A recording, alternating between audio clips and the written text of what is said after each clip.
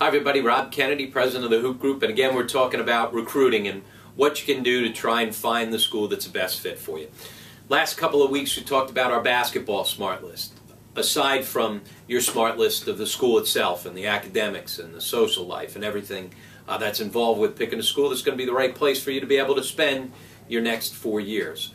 Well, one of the things we want to talk about today are how do you find out the information, especially about the things on your basketball Smartlist. In today's day and age, it's so much easier than it was years ago. You can go on the internet, and we talked about, playing opportunities. Do you want to go to a place that, if you're a point guard, the year before they recruited a freshman point guard is in the class ahead of you who's playing 30 minutes a game, and the assistant coach might tell you, hey, you're going to walk in and the ball is yours, and the reality is wait a second, you got a guy who's a class in front of me who's playing 30 minutes a game and having a good year.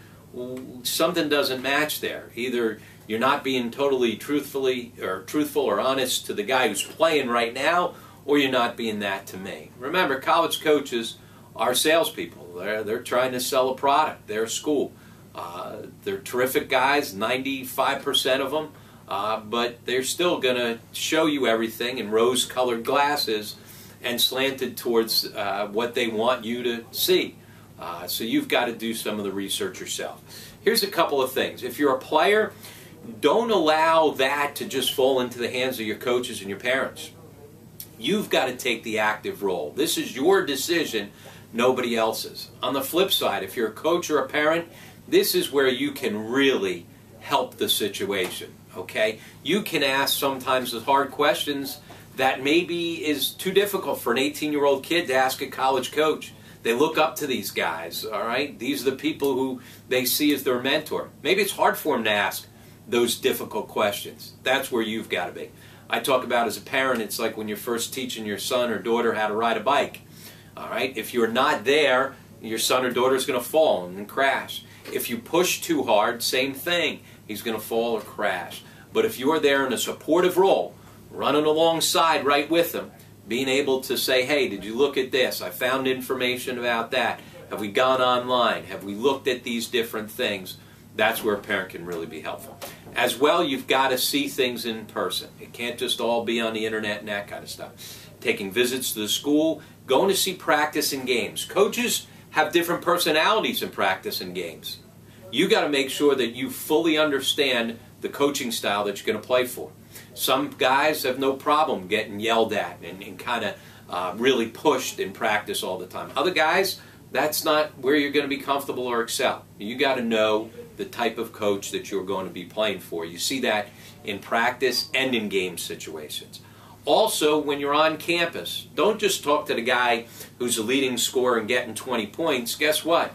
If you're getting 20 shots a game, everything's probably going pretty good.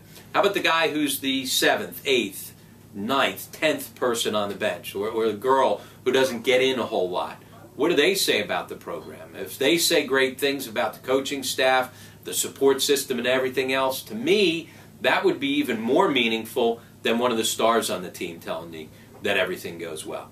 Make sure that you are judicious in asking those questions about, are you actually offering me a scholarship? A lot of times now, we get coaches offering scholarships to everybody.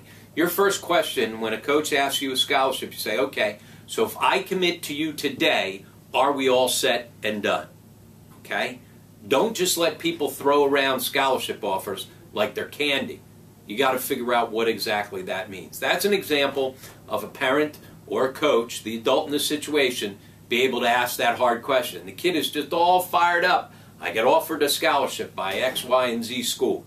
They're on cloud 9, and they should be. But now, okay, what does that actually mean? Know exactly what your scholarship is covering. Know whether or not it's covering summer school. Know what everything is attached with it. Know whether or not if you're signing a letter of intent and the coach leaves beforehand, will that school allow you out of the letter of intent if you want to look at a different school because of coaching change? Those are all the questions that we as adults can help make sure that our kids are asking, so that when they make a decision, their decision, not mine, yours, coaches, their decision, but they're making it with all the proper information that they can have. The more informed about everything going on, the better choice that you're going to make. Again, if you've got any questions about anything with the recruiting process, you can always email me at robk@hoopgroup.com. And again, if you just click on right here, you'll take yourself to a little PowerPoint presentation that takes you through all the different things that we're talking about.